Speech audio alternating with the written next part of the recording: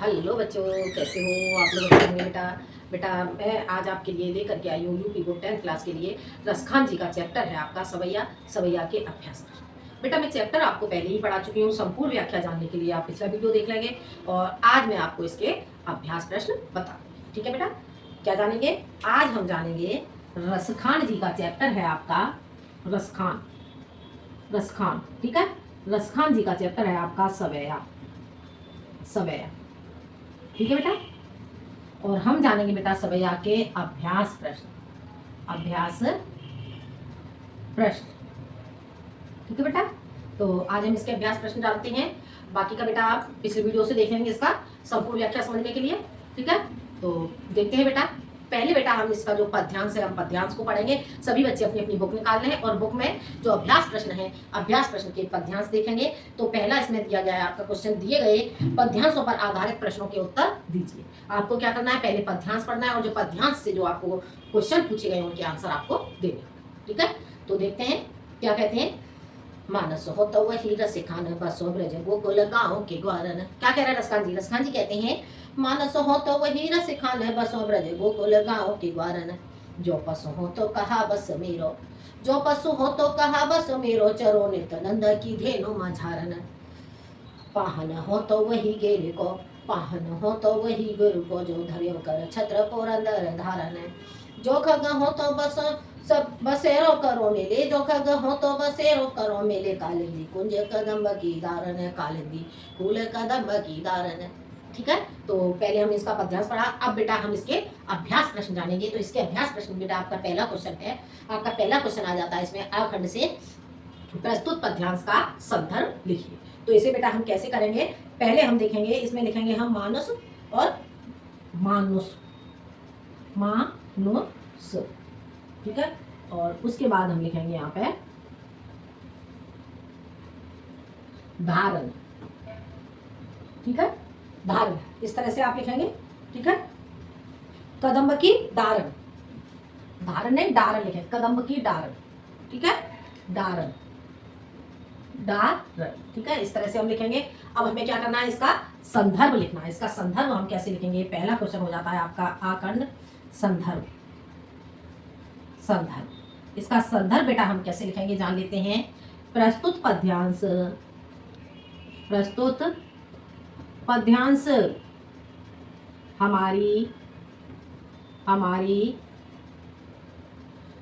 पाठ्य पुस्तक, पाठ्य पुस्तक हिंदी के हिंदी के हिंदी के काव्य काव्य खंड के काव्य खंड के रसखान कृत, रसखान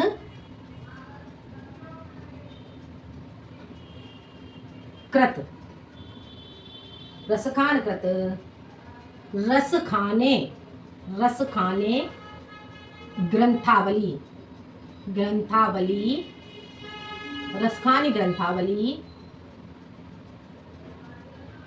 के सवैया,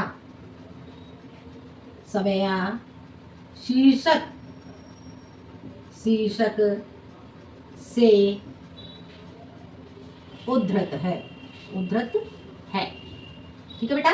क्या हो जाता है इसका आपका संदर्भ, क्या हो जाता है, प्रस्तुत पद्यांश हमारी पाठ्य पुस्तक हिंदी के काव्य खंड के रसखान कर रसखान ग्रंथावली के सवैया शीर्षक से उद्धृत है, ठीक है बेटा। बेटा आपको क्या करना होगा, जो इसमें आपका जो चैप्टर का नाम होगा और जो आपका कवि का नाम होगा उसे आपको डबल कॉमा में बंद करना होगा या उसे अंडरलाइन करोगे। आगे समझ में, इस तरह से आपका ये संदर्भ हो जाता है। अब चलते हैं हम अगले क्वेश्चन की। अगला क्वेश्चन क्या है, रेखांकित अंश की व्याख्या कीजिए। क्या हो जाता है अगला क्वेश्चन, रेखांकित अंश की व्याख्या कीजिए। बस, तो इसे हम रेखांकित अंश की व्याख्या करेंगे। पहले हम बुक में देखेंगे कि हमारा अंडरलाइन कहाँ से कहाँ तक हुआ है, उसी के बाद हम इसकी व्याख्या करेंगे, ठीक है। तो क्या बताया गया है यहाँ पर, अंडरलाइन आपका किया हुआ है, मानसो हो तो वही रस खाने बसो ब्रज गोकुल गाँव के ग्वारन, जो पशु हो तो कहा बस मेरो, चरो नित नंद की धेनु मझारन, ठीक है। हमें सिर्फ इतने का अर्थ करना है। तो देखते हैं, देखो ऐसे करेंगे, प्रस्तुत प्रस्तुत पद्यांश में रसखान जी कहते हैं कि प्रस्तुत पद्यांश में रसखान जी कहते हैं कि मैं मनुष्य रूप में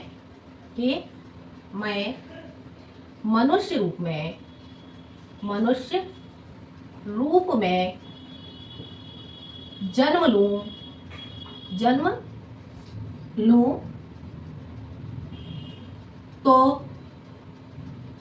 तो ब्रज भूमि पर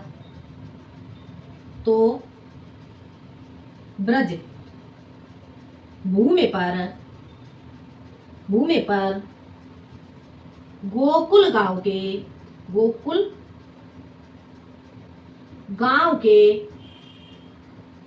के ग्वालों के मध्य में ही लूं। आगे बेटा समझ में, मध्य में ही लूं। और अगली लाइन का अर्थ क्या हो जाता है, यदि मैं पशु के रूप में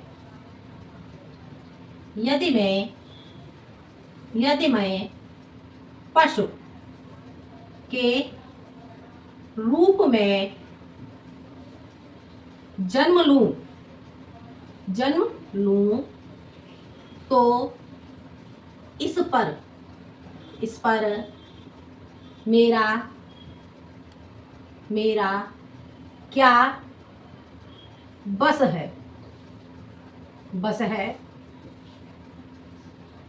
बस है तो मैं नंद की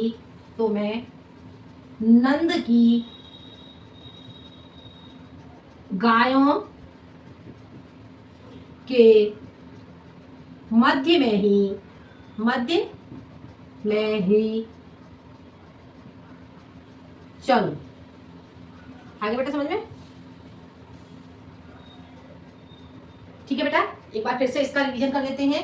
प्रस्तुत पद्यांश में रसखान जी कहते हैं कि मैं मनुष्य रूप में जन्म लूं तो ब्रज भूमि पर गोकुल गांव के ग्वालों के मध्य में ही लूं। यदि मैं पशु रूप में जन्म लूं तो इस पर मेरा क्या बस है, तो मैं नंद की गायों के मध्य में चलूं। आगे बेटा समझ में। तो इस तरह से आपका ये क्वेश्चन कंप्लीट हो जाता है। अब देखते हैं हम अगला क्वेश्चन। अगला क्वेश्चन हमारा क्या आता है, साखंड में बेटा हमारा अगला क्वेश्चन आ जाता है, रसखान जी की क्या इच्छा है। रसखान जी की क्या इच्छा है, ठीक है। तो ये क्वेश्चन बेटा आप लोग नोट कर लेंगे। अगला क्वेश्चन हम देखते हैं, रसखान जी की क्या इच्छा है।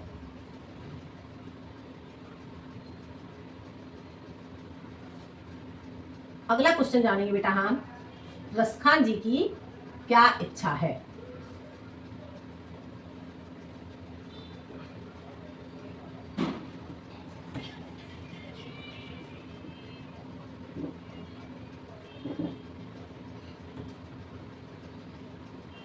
देखो, स खंड का आपका पहला क्वेश्चन हो जाता है इसमें, तो इसे जानेंगे बेटा हम, ठीक है। देखो क्वेश्चन है आपका, रसखान जी की क्या इच्छा है। रसखान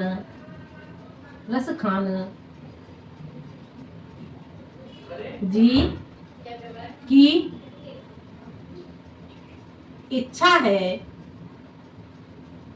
इच्छा है कि वे हर जन्म में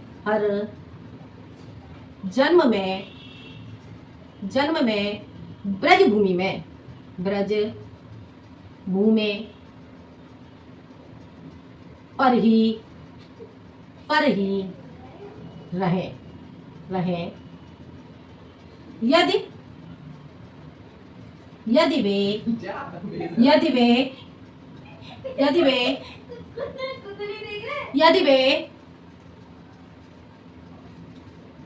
यदि वे मनुष्य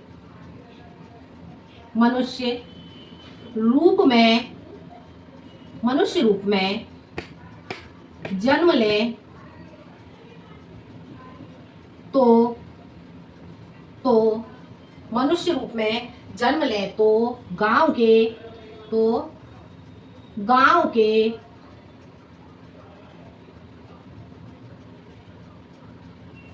मनुष्य रूप में जन्म लें तो गोकुल गांव के गोकुल गांव के गोकुल गांव के ग्वालों ग्वालों के गोकुल गांव के ग्वालों के बीच में तथा पशु रूप में जन्म लें तो पशु रूप में जन्म लें तो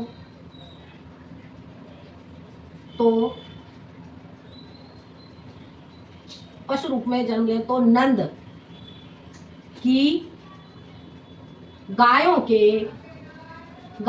के साथ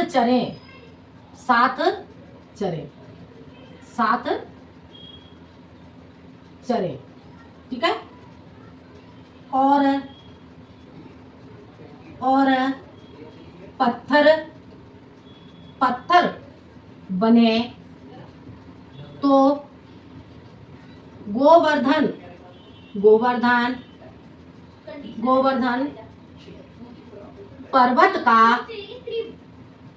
पर्वत का हिस्सा बने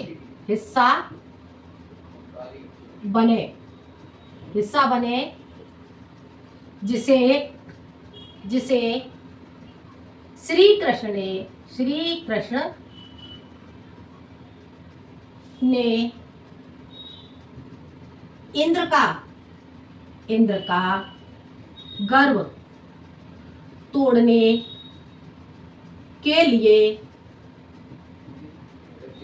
अपनी अंगुली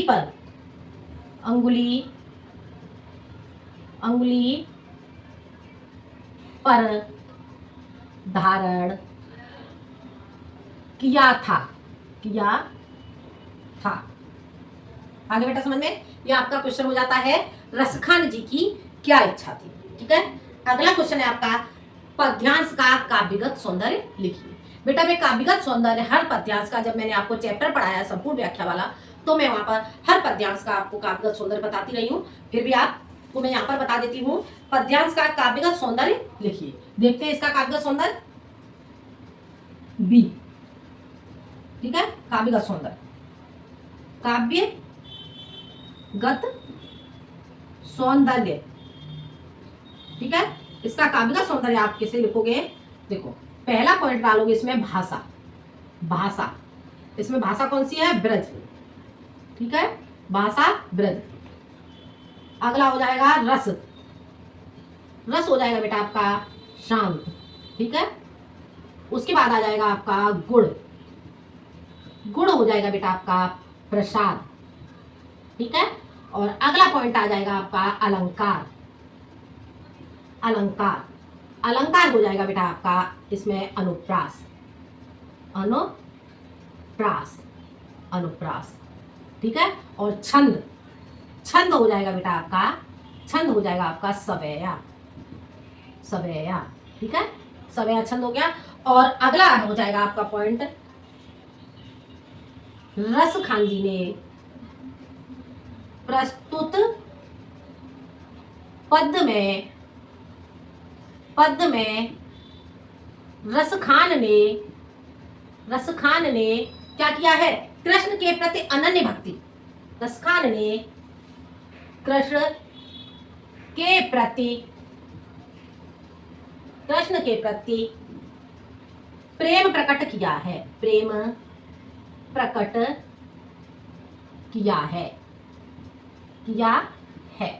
आगे बेटे समझ में, ये आपका हो जाता है प्रस्तुत पद में रसखान ने कृष्ण के प्रति प्रेम प्रकट किया है। हो गया क्लियर, समझ आ गया। ये बेटा जो आपका पहला जो पद खंड है आपका कंप्लीट हो जाता है, ठीक है। एक बार देख लो, इसमें काव्यगत सौंदर्य आपका काव्यगत सौंदर्य भाषा ब्रज भाषा का प्रयोग किया गया है। रस आपका बेटा इसमें शांत हो जाता है, गुण प्रसाद है, अलंकार अनुप्रास है, छंद सवैया, प्रस्तुत पद में रसखान ने कृष्ण के प्रति अनन्य भक्ति को प्रकट किया है या प्रेम प्रकट किया है। ठीक है, तो ये आपका कंप्लीट हो जाता है। अब चलते हैं बेटा हम अगले खंड की ओर। ठीक है, अगला क्वेश्चन देखते हैं बेटा हम। अगला क्वेश्चन हमारा क्या हो जाता है जान लेते हैं। अगला क्वेश्चन हो जाएगा बेटा हमारा,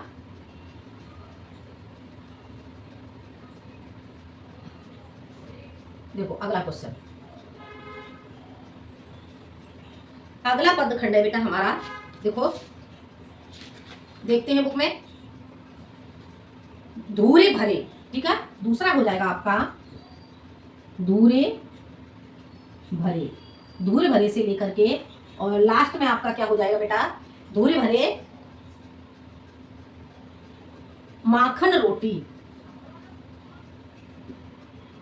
माखन रोटी। ठीक है, ये आपका दूसरा हो जाता है। अब इसका बेटा आपको करना होगा, तो इसके पहले हम पद को पढ़ेंगे। क्या कहते हैं यहाँ पे, रसखान जी कह रहे हैं, धूरे भरे अति शोभित श्यामजू, धूरे भरे अति शोभित श्यामजू, तैसी बनी सिर सुंदर चोटी।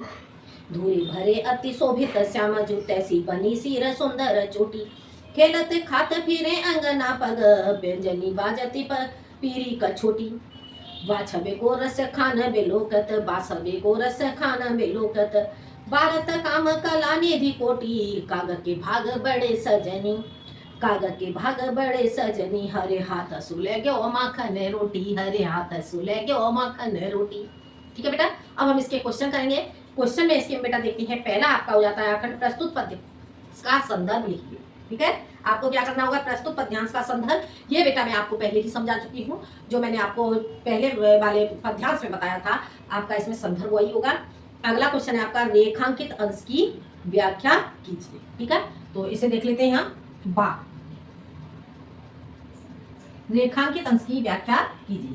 अब देखना है आपको, रेखांकित अंश यहाँ पर क्या किया, कहाँ पर किया गया है, रेखांकित अंश यहाँ पर किया गया है, धूरे भरे अति शोभित श्यामजू, तैसी बनी सिर सुंदर चोटी। खेलत खात फेरे अंगना, पंग पैजनी बाजती पीरी कछोटी। ठीक है, तो अब इतने का हमें अर्थ करना है, तो इसे लिखेंगे, प्रस्तुत पद्यांश में, प्रस्तुत पद्यांश में रसखान जी कहते हैं कि, रसखान जी कहते हैं कि, क्या कहते हैं, धूरे भरे अति शोभित श्याम जी कहते हैं कि श्री कृष्ण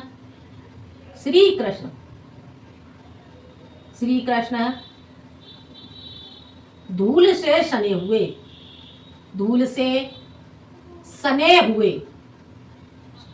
सने हुए अत्यधिक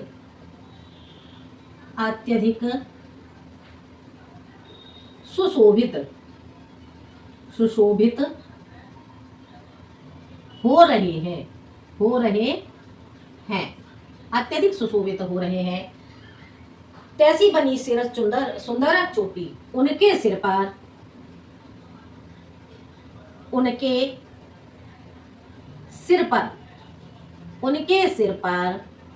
सुंदर चोटी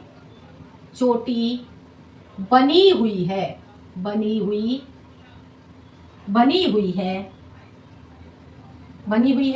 और खेलत खात फेरे अंगना, तथा वे खेलते और खाते हुए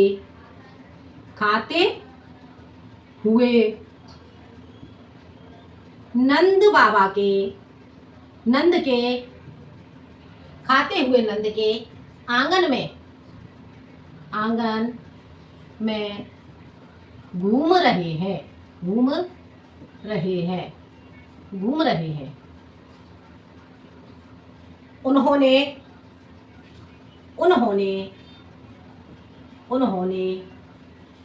उन्होंने पैरों में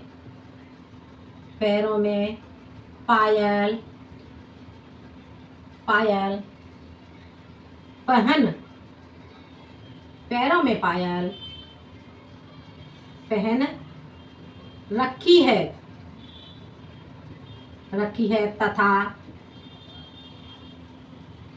तथा कमर में पीली लंगोटी बांधी हुई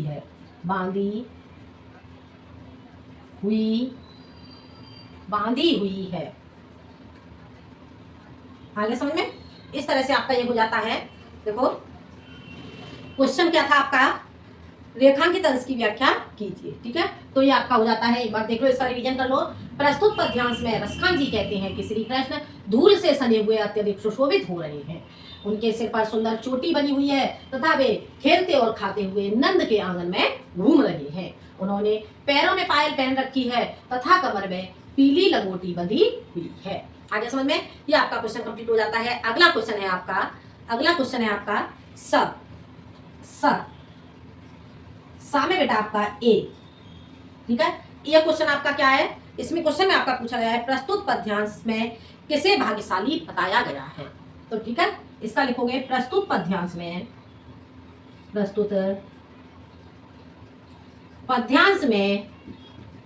कौवे को भाग्यशाली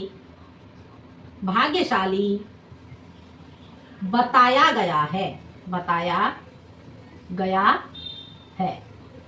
आगे बेटा समझ में? प्रस्तुत पद्यांश में कौवे को भाग्यशाली बताया गया है। अगला क्वेश्चन, श्री कृष्ण के सौंदर्य का वर्णन करें। अब इस क्वेश्चन को करेंगे, तो इस क्वेश्चन को देख लेते हैं बेटा बी। ठीक है, तो श्री कृष्ण धूल से सने हुए अत्यधिक सुशोभित हो रहे हैं।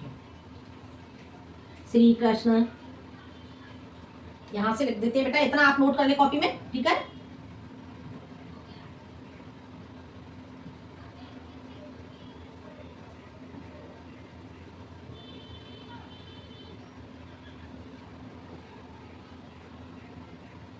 देखो देखते हैं बेटा आगे। क्वेश्चन है आपका बी। ठीक है, तो श्री कृष्ण धूल से सने हुए अत्यधिक सुशोभित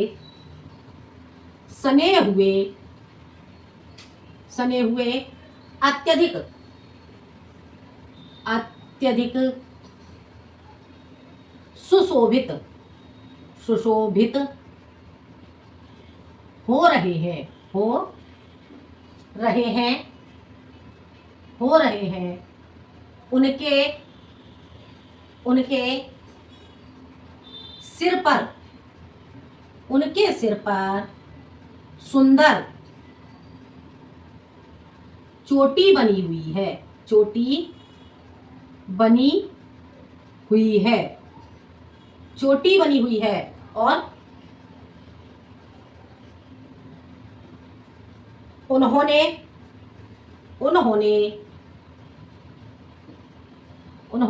पैरों में पायल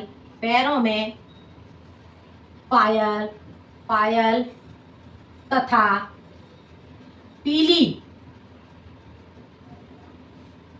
कमर में, ऐसे लिख दो, तथा कमर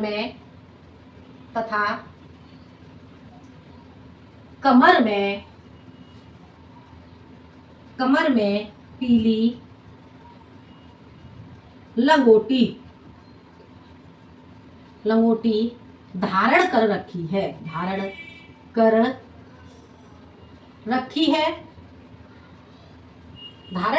है। और क्या कह रहे हैं, याच्छविको रस खान बिलोकत भारत काम कला निधि कोटि, जिसे देख करके कामदेव की कला निधि कोटि, यानी कि करोड़ों कलाएं जिसे देखकर कामदेव की करोड़ों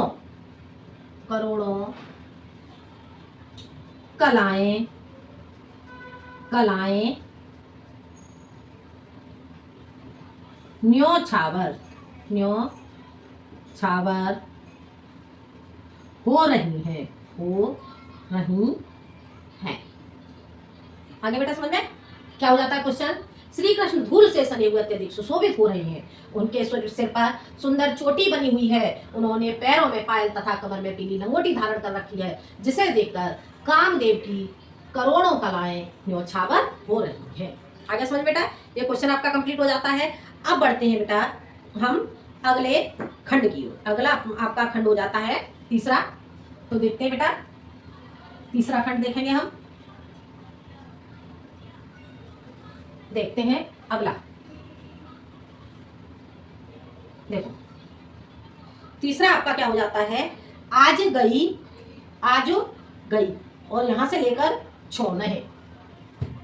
तीसरा आपका हो जाएगा आज गई, और आज गई से लेकर के हो जाएगा आपका छोन है, छोन है, छोन है।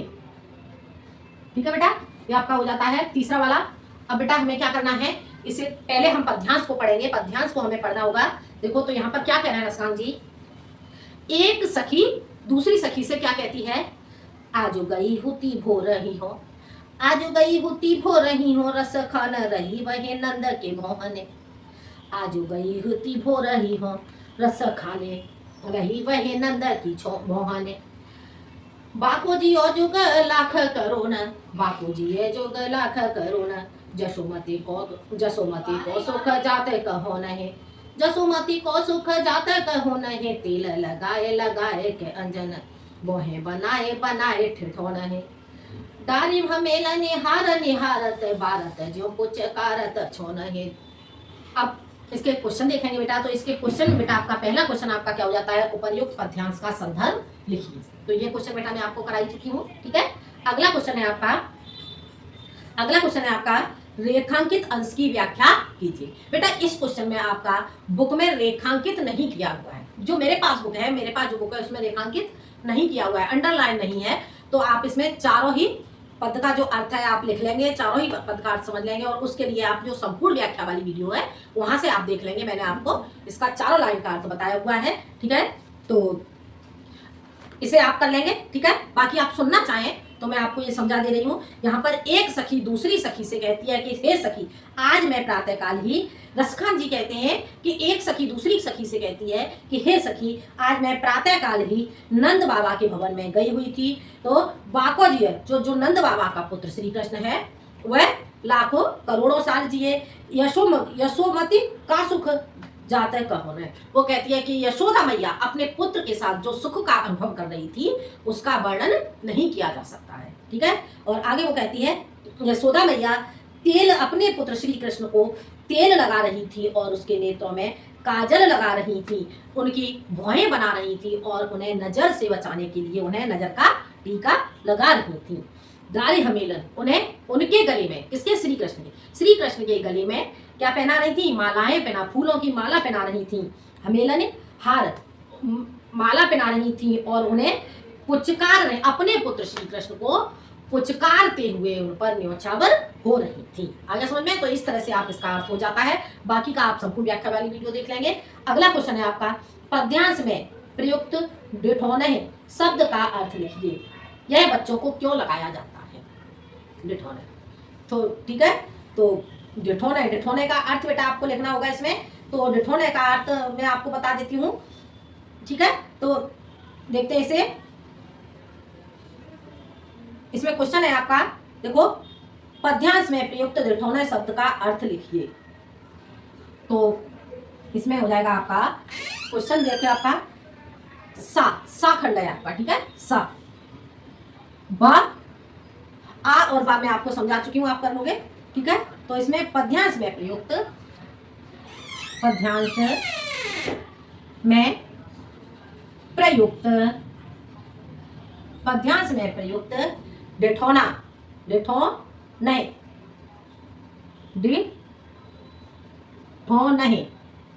डिठौने शब्द का अर्थ है, क्या अर्थ है इसका, बच बच्चों को, छोटे बच्चों को, या ऐसे लिख लो, अर्थ है नजर से बचाने का टीका, नजर से बचाने का टीका जो छोटे बच्चों को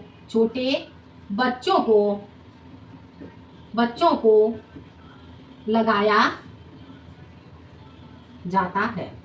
ठीक है, तो आगे क्या है, यह बच्चों को क्यों लगाया जाता है। ठीक है, तो यह बच्चों को नजर से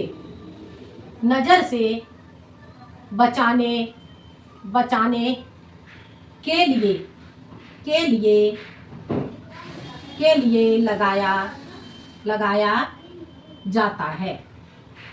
आगे समझ में, तो ये क्वेश्चन आपका कंप्लीट हो जाता है। प्रस्तुत पद्यांश में प्रयुक्त घटोना शब्द का अर्थ है नजर से बचाने का टीका जो छोटे बच्चों को लगाया जाता है। ठीक है, तो आगे यह बच्चों को नजर से बचाने के लिए, क्वेश्चन में आपका पूछा गया है यह बच्चों को क्यों लगाया जाता है, तो यह बच्चों को नजर से बचाने के लिए लगाया जाता है। आगे बेटा समझ में, तो ये खंड आपका बेटा कंप्लीट हो जाता है।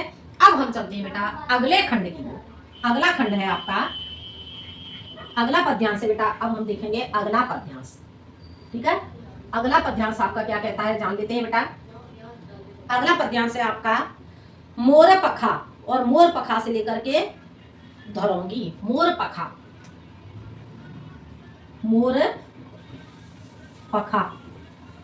पखा से लेकर के आपका हो जाएगा धरोंगी।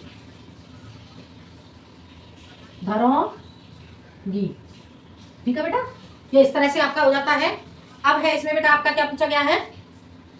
अब पहले बेटा हम इस पद्यांश को पढ़ लेते हैं। तो इसमें क्या कहते हैं, मोर पखा सिर ऊपर राखे हो। एक सखी दूसरी सखी से कहती है मोर पखा सिर ऊपर राखे हो, गुंज की माल गरे पहरोंगी, ओढ़े पीताम्बर लैला कुटी बन, गोधन ग्वालन संग फेरोंगी। भावत वो हे मेरो रस खाने सो तेरे कहे सब स्वांग करोंगी, या मुरली धर की अधर न धरी अधरा न धरोंगी, अधर न धरी अधरा न धरोंगी। तो देखते हैं इसके क्वेश्चन। पहला क्वेश्चन है आपका बेटा इसमें प्रस्तुत पद्यांश का संदर्भ लिखिए। तो इस क्वेश्चन को आप कर लोगे। ठीक है, अगला है रेखांकित अंश की व्याख्या कीजिए।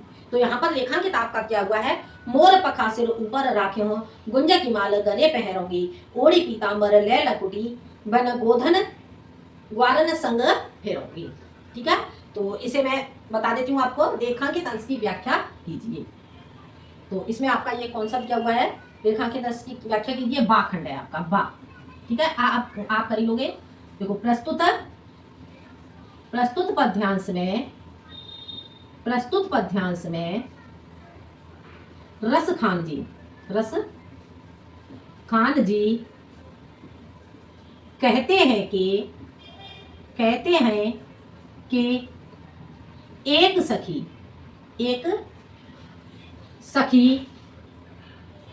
सखी दूसरी सखी से कहती है कि क्या कहती है, एक सखी दूसरी सखी से कहती है कि मैं तेरे कहने से कि मैं मोर पंख को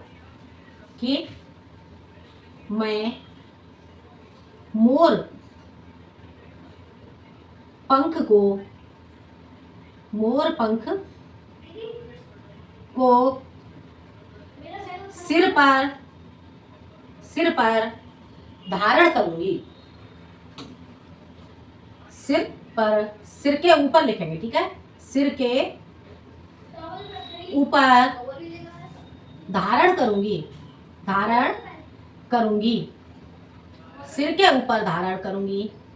ठीक है, अगला गुंज की माल गले पहनूंगी, और गुंजाओं की गुंजाओं की माला, गुंजाओं की माला, गुंजाओं की माला गले में, माला गले में पहनूंगी, गुंजाओं की माला गले में पहनूंगी। पीतांबर ओढ़कर पहनूंगी, पीतांबर, पीतांबर ओढ़कर, ओढ़कर हाथ में, हाथ में लकड़ी लेकर, लकड़ी लेकर, हाथ में लकड़ी लेकर, हाथ में लकड़ी लेकर वन गोधन ग्वारन संग फिरूंगी। वन में, वन में गोधन, गोधन क्या होता है बेटा? गोधन ब्रज में गाया जाने वाला एक गीत होता है। तो ठीक है, तो वन में गीत गाते हुए, गीत गाते हुए, गीत गाते हुए किसके साथ? ग्वालन संग, गीत गाते हुए ग्वालों के साथ, ग्वालों के साथ घूमूंगी, घूमूंगी। आगे बेटा समझ में? ये क्वेश्चन आपका कंप्लीट हो जाता है। ठीक है, ग्वालों के साथ घूमूंगी। ठीक है, तो एक बार इसका रिवीजन कर लेते हैं। प्रस्तुत पद्यांश में रसखान जी कहते हैं कि एक सखी दूसरी सखी से कहती है कि मैं मोर पंख को सिर के ऊपर धारण करूंगी और गुंजाओं की माला गले में पहनूंगी, पीतांबर ओढ़कर हाथ में लकड़ी लेकर वन में गीत गाते हुए ग्वालों के साथ, ग्वालों, ग्वालों बेटा ऐसे लिखेंगे, ग्वालों। ठीक है, ग्वालों के साथ घूमूंगी। आगे बेटा समझ में? इस तरह से आपका इसका अर्थ हो जाता है। अगला है आपका क्वेश्चन, अगला क्वेश्चन है आपका, कृष्ण के वियोग में व्याकुल गोपियों ने कृष्ण की किन लीलाओं का अनुकरण किया है? ठीक है, तो ये क्या है? कृष्ण के वियोग में व्याकुल गोपियों ने कृष्ण की किन लीलाओं का वर्णन किया है? तो उन्होंने किन लीलाओं का वर्णन किया है, इसमें आप लिखोगे, अगला क्वेश्चन है आपका। ठीक है, तो इसमें आप लिखोगे साखंड, इसमें आप लिखोगे कृष्ण के वियोग में व्याकुल गोपियों ने कृष्ण के वियोग में,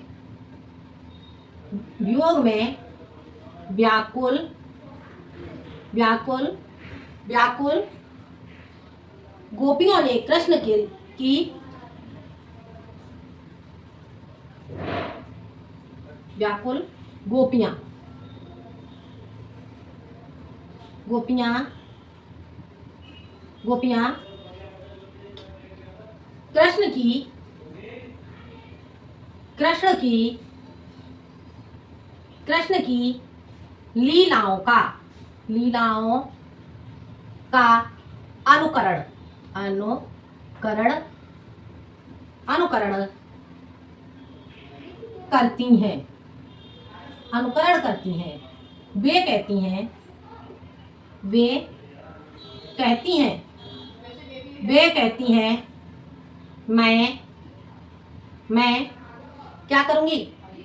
वो कहती हैं कि मैं सिर पर, मैं सिर पर मोर, सिर पर मोर का पंख धारण करूंगी, धारण करूंगी, करूंगी। गले में, गले में, गले में गुंजाओं की, गुंजाओं, गुंजाओं की माला पहनूंगी, माला पहनूंगी, गुंजाओं की माला पहनूंगी। पीतांबर ओढ़कर, पीतांबर ओढ़कर, पीतांबर ओढ़कर लकड़ी लेकर, लकड़ी लेकर, लेकर, लकड़ी लेकर, लकड़ी लेकर, पीतांबर ओढ़कर लकड़ी लेकर वन में, लेकर वन में, वन में, वन में वन में ग्वालों ग्वालों ग्वालों के साथ गीत गीत गाते हुए घूमूंगी घूमूंगी घूमूंगी गीत गाते हुए घूमूंगी और क्या करूंगी,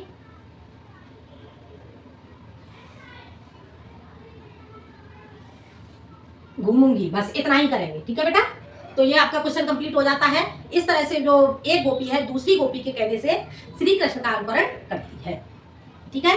अगला है प्रस्तुत सवैया में कौन सा अलंकार है। क्या पूछा गया है, प्रस्तुत सवैया में कौन सा अलंकार है। तो यहाँ पर बेटा आपका कौन सा अलंकार का प्रयोग किया गया है, तो बी। इसमें लिखोगे, देखो ये आपका ए हो जाता है और ये आपका हो जाएगा बी। प्रस्तुत सवैया में यमक अनुप्रास तथा श्लेष अलंकार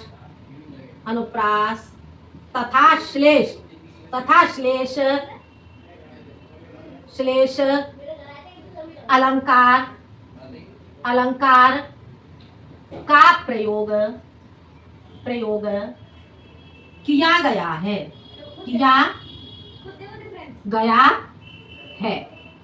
आगे बेटा समझ में। यह आपका क्वेश्चन हो जाता है प्रस्तुत सवैया में यमक अनुप्रास तथा श्लेष अलंकार का प्रयोग किया गया है। हो गया क्लियर, समझ आ गया। अब आपका बेटा लास्ट पद है, लास्ट पद आपका रह जाता है, तो इसे देख लेते हैं हम। इतना आप लोग नोट कर ले। अगला है आपका कवित्व, ठीक है। लास्ट पद है आपका कवित्व वाला, ठीक है। तो इसे देख लेते हैं। देखो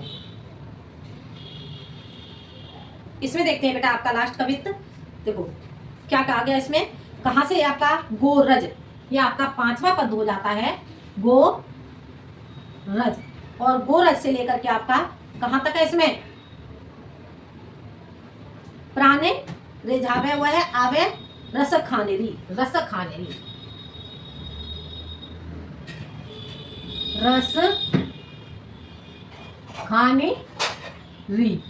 ठीक है बेटा।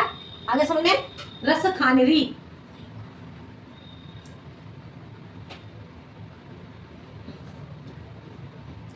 ठीक है, देखते हैं बेटा हम इसे। अब पहले हम इस पद को पढ़ देते हैं। क्या कहते हैं यहाँ पे रसखान जी कहते हैं, गोरज बेराज भाल लह लही वनमाल, गोरज बेराज भाल लह लही वनमाल, आगे गाहे पाछे वाल, आगे गाहे पाछे वाल, गावे मधोता नरी, तैसी धुने बांसुरी की मधुर जैसी, तैसी धुने बांसुरी की मधुर जैसी, बंक चित्त बने मंद मंद मुस्कानेरी, बंक चित्त बने मंद मंद मुस्कानेरी, कदम बेटप के निकट तटनी के तट, कदम बेटप के निकट तटनी के तट, अटा चढ़े ए चाहे पीता पट फहरानेरी, अटा चढ़े चाहे पीता पट फहरानेरी, रस बरसावे तन तपने बोझावे नैन, रस बरसावे तन तपने बोझावे नैन, प्राण ने रिझावे वह आवे रस खानेरी, प्राण ने बुझावे वह आवे रस खानेरी। अब देखते हैं बेटा इसका संदर्भ, ठीक है। अगला क्वेश्चन है आपका, इसमें क्वेश्चन पूछा जाता है प्रस्तुत पद्यांश का संदर्भ लिखिए। बेटा इसमें आपका संदर्भ वही रहेगा, ठीक है। इसमें आपको क्या करना है, जहां पर आपका शीर्षक में दिया हुआ है सवैया की जगह आप शीर्षक में कर दोगे कवित्व, ठीक है। बाकी का संदर्भ आपका वही रहेगा। शीर्षक आप जो सवैया है, सवैया हटा करके वहां लिख दोगे कवित्व, ठीक है। आगे समझ में, तो ये आप लोग कर ही लोगे। अगला क्वेश्चन है रेखांकित अंश की व्याख्या कीजिए। तो इसे हम देखते हैं, रेखांकित अंश की व्याख्या। इसे आपका हो जाता है बाखंड, बा, ठीक है। तो यहाँ पे क्या कहते हैं, प्रस्तुत पद्यांश में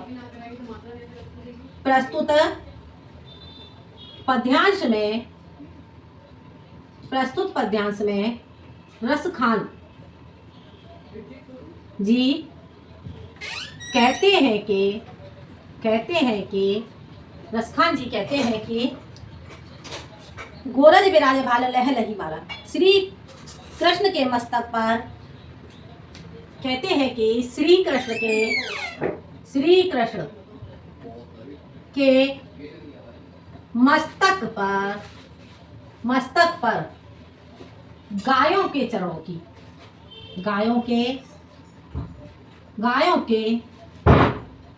की चरणों की, गायों के चरणों की धूल, धूल सुशोभित, सुशोभित हो रही है, हो रही है। आगे समझ में? तथा गले में, तथा गले में, तथा गले में, गले में, गले में फूलों की, फूलों की माला, माला सुशोभित, सुशोभित, सुशोभित, सुशोभित हो रही है। ठीक है बेटा, फूलों की माला सुशोभित हो रही है, फूलों की माला सुशोभित हो रही है। आगे समझ में इतना। और आगे, आगे गायें पाछे ग्वाल गाभे मृदो तानगी, आगे ग्वालवाल। ठीक है, फूलों की माला सुशोभित हो रही है, आगे ग्वालवाल, आगे ग्वाल वाल, आगे ग्वालवाल चल रहे हैं, आगे ग्वालवाल चल रहे हैं, तथा आगे ग्वालवाल चल रहे हैं, आगे ग्वालवाल चल रहे हैं, तथा आगे गायें, क्या लिखोगे? आगे गायें, आगे गायें, आगे गायें, आगे गायें, तथा पीछे, पीछे, आगे गायें तथा पीछे, पीछे ग्वाल वाल, पीछे ग्वाल वाल, ग्वाल वाल कोमल या मृदुल, मृदुल लिख दो, ग्वाल वाल मृदुल, मधुर, मधुर गीत गाते हुए, गाते हुए चल रहे हैं। आगे समझ में? ये आपका क्वेश्चन हो जाता है। आगे समझ में? तो ये आपका बेटा रेखांकित, रेखांकित अंश की व्याख्या हो जाती है। एक बार फिर से इसे समझ लेते हैं। प्रस्तुत पद्यांश में रसखान जी कहते हैं कि श्री कृष्ण के मस्तक पर गायों के चरणों की धूल सुशोभित हो रही है, तथा गले में फूलों की माला सुशोभित हो रही है। आगे गायें तथा पीछे ग्वाल वाल मधुर गीत गाते हुए चल रही हैं। आगे समझ में? अगला क्वेश्चन है आपका बेटा, गोरज के बीच कृष्ण के सुंदर रूप का सजीव चित्रण रसखान ने किस प्रकार से किया है?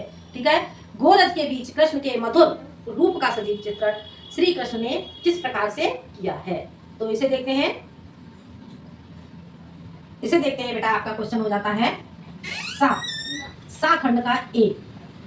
ठीक है, इसे देखते हैं। सा खंड का ए, कृष्ण के वियोग में, सॉरी, गोरज के बीच कृष्ण के सुंदर रूप का सजीव चित्रण करते हुए रसखान जी कहते हैं कि गोरज, गोरज, गोरज के बीच, गोरज के बीच, गोरज के बीच कृष्ण के सुंदर रूप का, गोरज के बीच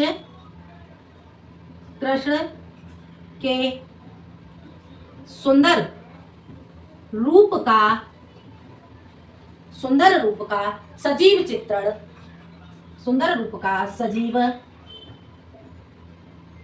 चित्रण करते हुए रसखान जी कहते हैं कि रसखान जी कहते हैं कि, क्या कहते हैं? सजीव चित्रण करते हुए रसखान जी कहते हैं कि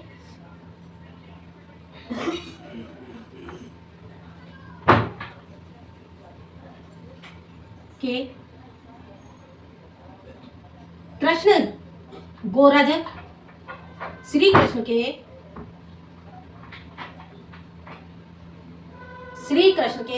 गोरज विराज, श्री कृष्ण के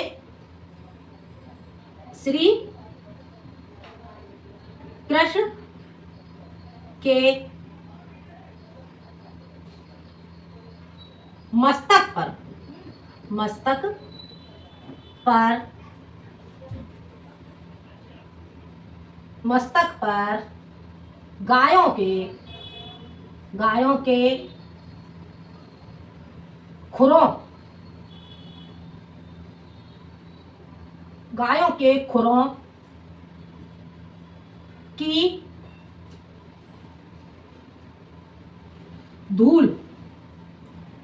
धूल से सने हुए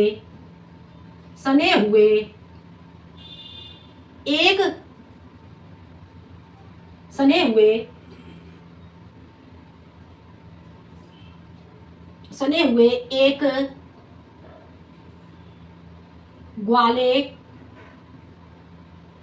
ग्वाले के रूप में श्री कृष्ण के मस्तक पर गायों के खुरों की धूल से सने हुए एक ग्वाले के रूप में, धूल से सने हुए, ऐसे लिखो,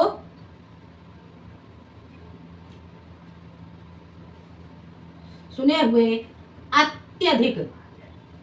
अत्यधिक सुशोभित हो रहे हैं रसखान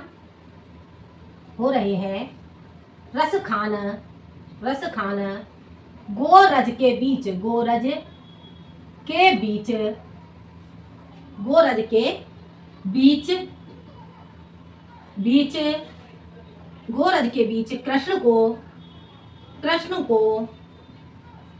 धूल से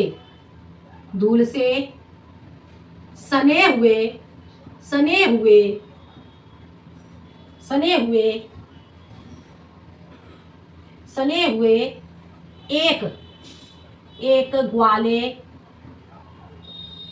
के रूप में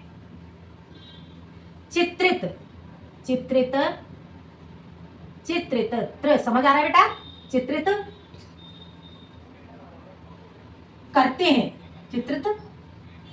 करते हैं जो गायों को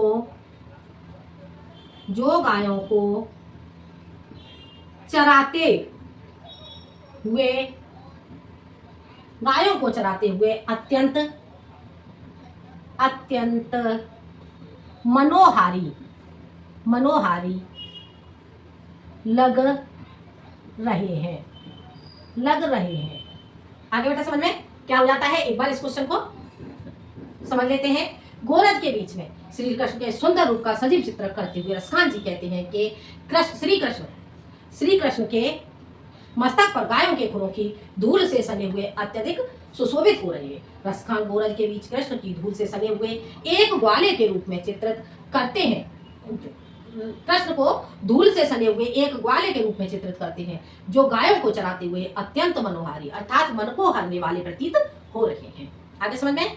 अगला क्वेश्चन है बेटा, इसका इतना आप लोग अपना नोट कर लेंगे और अगला क्वेश्चन देखते हैं बेटा। लास्ट क्वेश्चन है ये आपका, तो देख लेते हैं बेटा हम अगला लास्ट क्वेश्चन।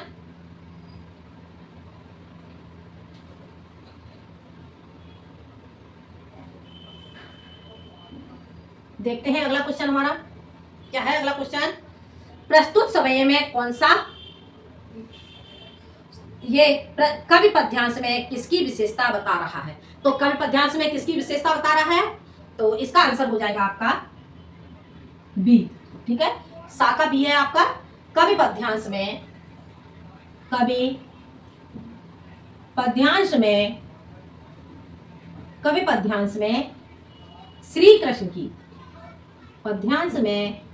श्री कृष्ण की विशेषता बता रहा है। आगे समझ में? कवि पद्यांश में किसकी विशेषता बता रहा है? कवि पद्यांश में श्री कृष्ण की विशेषता बता रहा है। हो गया क्लियर, समझ आ गया। तो ये था बेटा आपका रसखान जी का चैप्टर सवैया के अभ्यास। तो सवैया के अभ्यास प्रश्न बेटा आपको समझ में आ गए होंगे। तो बेटा वीडियो पसंद आए तो लाइक करें, शेयर करें और सब्सक्राइब करें। मिलते हैं हम अगले वीडियो में एक नए टॉपिक के साथ। जब तक के लिए धन्यवाद।